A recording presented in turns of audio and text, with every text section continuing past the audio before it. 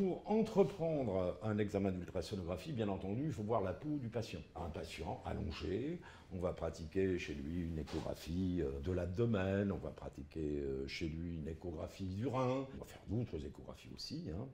Mais il y a des constantes. La constante, c'est qu'il faut dire aux gens ce qu'on va leur faire. L'échographie clinique ou l'échostéthoscopie plutôt, c'est un examen qui est simple, qui est rapide, que vous allez très facilement apprendre à faire, avec un certain nombre de constantes et le positionnement du malade.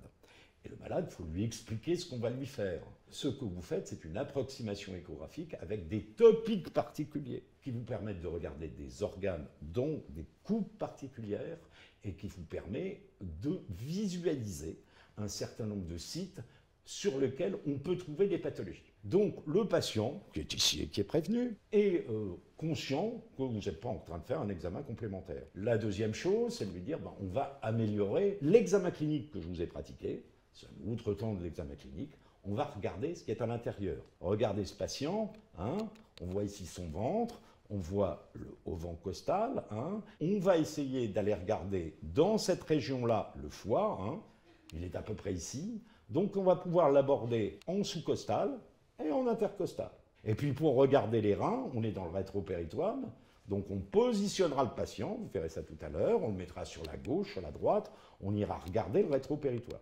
À partir du moment où c'est un patient qui est un adulte, on va utiliser une fréquence qui est assez basse, qui est de 3,5 MHz, qui nous permettent de regarder le foie, le rein, l'aorte, les organes intra-abdominaux, le cœur.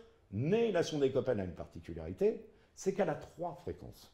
Une fréquence de 3,5 pour les organes profonds, une fréquence de 5 MHz pour les organes intermédiaires, et on verra tout à l'heure ce qu'on peut faire au niveau du poumon, et enfin une sonde de 7,5 qui permet de regarder les organes superficiels. Ça veut dire, par exemple, la thyroïde, par exemple, les structures vasculaires. Au niveau du cou, on pourra aller regarder l'artère carotide et la veine jugulaire interne. Au niveau des membres inférieurs, on va pouvoir voir l'artère et la veine fémorale, même les veines saphènes internes. Donc, des possibilités d'aller de la profondeur à la superficie de façon extrêmement simple avec une sonde Copen.